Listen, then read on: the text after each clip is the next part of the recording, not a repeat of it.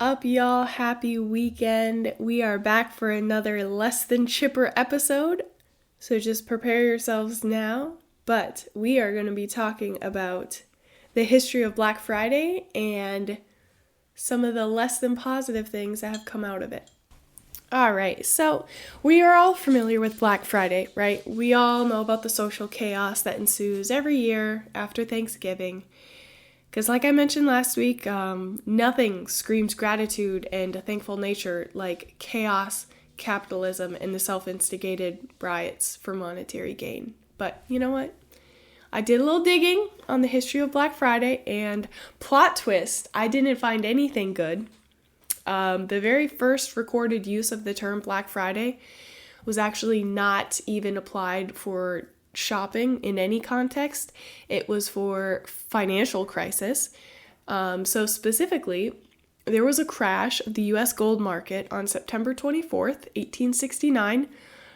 Two very notoriously ruthless Wall Street financiers, Jay Gould and Jim Fisk, they worked together to buy up as much as they could of the nation's gold, hoping to drive the price sky high and then sell it for profits. And on that Friday in September, the conspiracy finally unraveled, people found out, and it sent the stock market crashing into a free-for-all, and it bankrupted basically everybody on Wall Street, but also farmers, anyone that had gold at the time. So we love that start. We jump right into deception and capitalism, so it's just great. Really fits in with the holiday spirit. But then, so that was September 1869, and then what I found after that, the most commonly repeated story for the Thanksgiving shopping related Black Friday tradition, it links it more to the retailers. So apparently, there's this story that the retailers at the time in the U.S. would go a full year of being open in a loss, and they would document their losses on their finance books, their ledgers. Any loss would be in red ink, and any gains or profits would be in black ink. And so allegedly the stores were supposed to earn a profit, so they would go from the red to black ink on their merchandise the day after Thanksgiving, because obviously that's when all the holiday shoppers would start blowing a ton of money on discounted merchandise. And so there's that officially sanctioned but technically inaccurate story behind the tradition, and especially how the name Black Friday came about, because it was red to black, losses to profits. But I did find in a couple other articles another claim to the tradition of Black Friday. And in the past couple years, specifically, this story, I'll say, has surfaced that gives a little bit more dark twist to the tradition. And it was claiming that back in the 1800s, Southern plantation owners could buy enslaved workers at a discount on the day after Thanksgiving. And so this version of Black Friday's roots has understandably led to some call for a boycott of the holiday, but it technically, from what I've seen, has no basis in fact. I'm something of a myth buster myself, and the articles that I saw that were writing this were all either personal blogs or just less than reputable sources. So I denounce it as a myth. But then what is real, right? What's the true story? So back in the 1950s, specifically in Philadelphia, the police used the term Black Friday to describe the chaos that would happen the day after Thanksgiving, when a ton of suburban shoppers and tourists would flood into the city in advance for the big Army-Navy football game that was held on that Saturday every single year. And so not only were the cops not able to take the day off, but they had to work extra shifts dealing with the additional crowds, the extra traffic, all the chaos that happens. And I can personally attest to this. I don't know why, but people take the Army-Navy football games very, very, very seriously. It is an insane, you don't want to talk about cult following. Go Army, beat Navy, and vice versa. It's a thing. So I can only imagine I can only imagine how chaotic those towns would get on an actual game. So this is the most reputable story for sure. And the other thing to keep in mind with this is not only is it just a massive headache for everyone involved in the city, but you also had a huge influx of shoplifters too because of all the chaos that was happening. So a bunch of people were making off with merchandise anyway, and so it just kind of became a thing, right? It basically was all of the negative qualities of the current Black Friday, but just it wasn't intentional by the retailers, if that makes sense.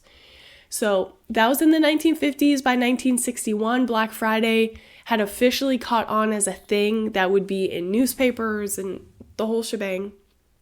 But it was still just in Philly, but it was to the extent that city merchants, and they tried to boost it unsuccessfully, but they did try to change the narrative to be something more positive. And so they tried to name it Big Friday and Big Saturday instead of Black Friday. But the term didn't actually spread to the rest of the country until much later. And recently, it was 1985 that it actually was used in the common way, like across the nation as a shopping deal, as an intentional incentive to get people out and into stores buying things. And if you remember from my last episode when I was talking about Thanksgiving as a holiday, back in Roosevelt's term, back when the date was still flip-flopping back and forth, and each year the president decided what day Thanksgiving would be on. He tried to do it on a fifth Thursday, basically, and big retailers of America, as a huge corporation, they were like, hell no, you are not cutting into a week of our sales. Absolutely not. It's going to be on the fourth Thursday. And that's when he officially designated it as a federal holiday on the fourth Thursday of every November to set the date, because they didn't want to lose literally 7 days of potential sales for the Christmas season. So we love that. We love it. So by now, it's the late 1980s. Retailers have reinvented the term.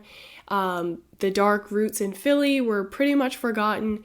And in the most American way, the one-day sale morphed into something bigger, better, louder, more aggressive, and more expensive. Now we have a 4-day extravaganza. So we have Black Friday, then Small Business Saturday/Sunday, and then Cyber Monday. And Black Friday has routinely been the busiest shopping day of the year in the US since at least 2005, from what I could find. Last year, even with the COVID pandemic and everything, 2021 Black Friday raked in $8.9 billion, and Cyber Monday pulled in $10.7 billion. Now, I know we're used to hearing big numbers, especially when it comes to dollar amounts, between Bezos and Elon Musk and like all that stuff. We hear, 8 billion, 10 billion, and we're like, okay, yeah, all right.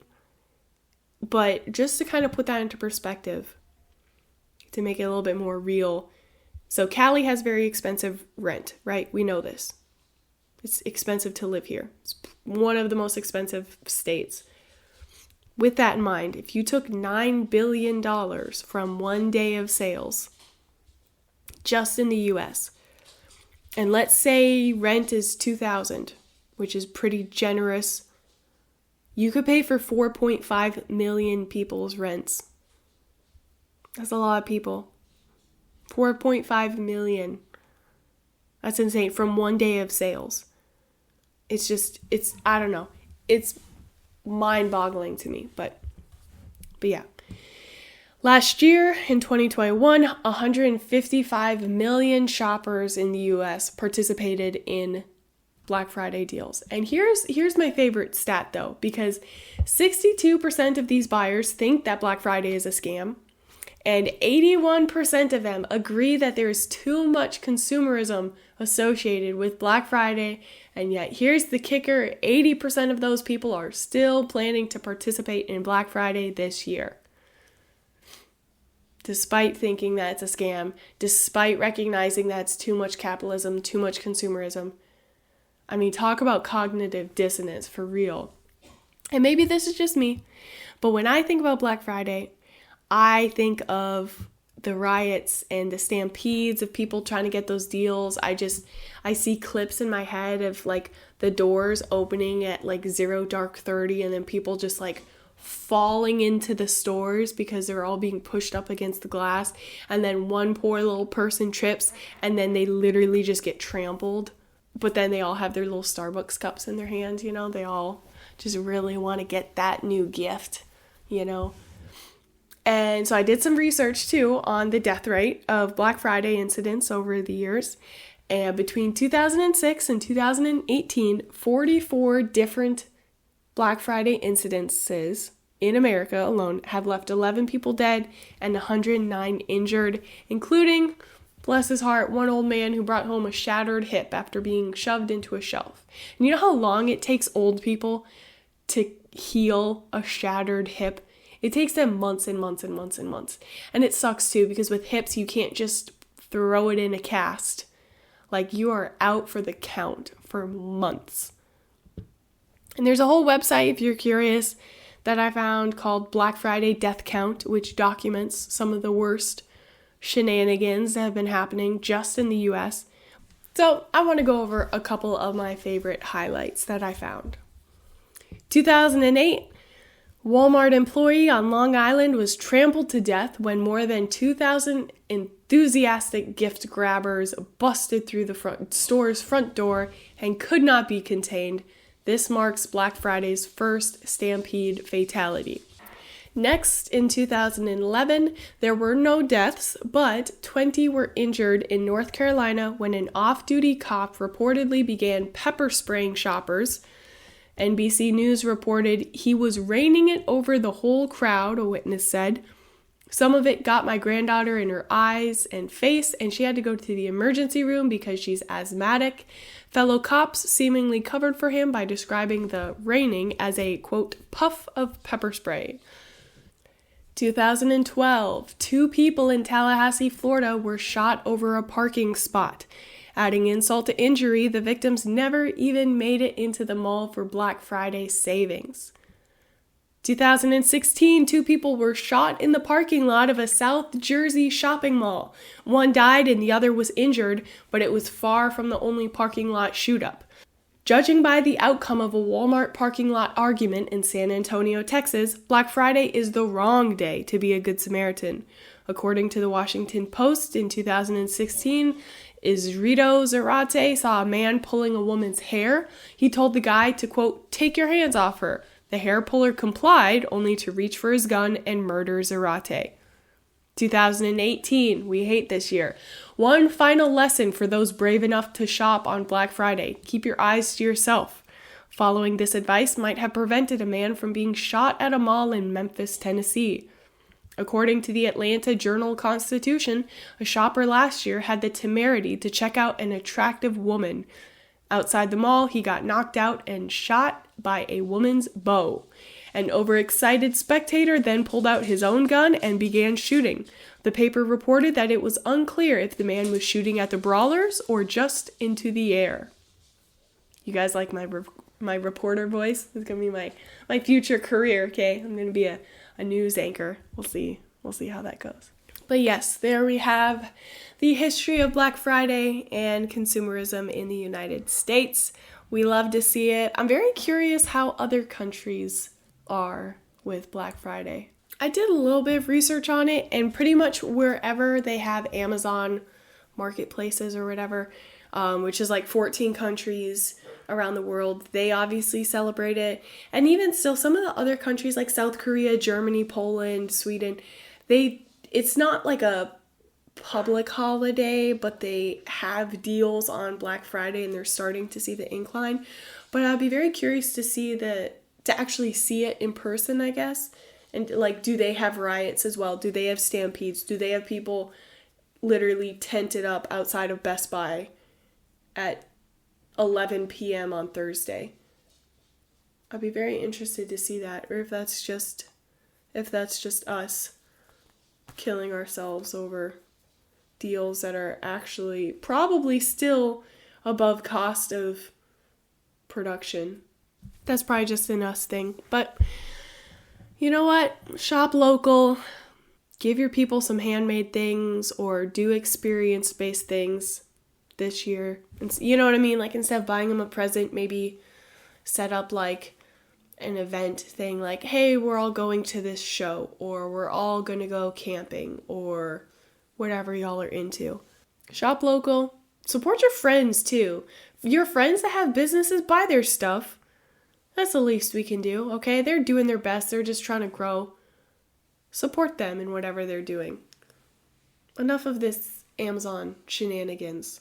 I say that I'd still buy a bunch of stuff from Amazon. I need to get better at that. It's just so convenient, you know? It really is convenient. But I digress. Make good choices this holiday season. Be a decent human being this holiday season. I'll catch y'all next week with another episode. Won't be quite so Debbie Downer, but yes, I will catch y'all next time. Okay, bye!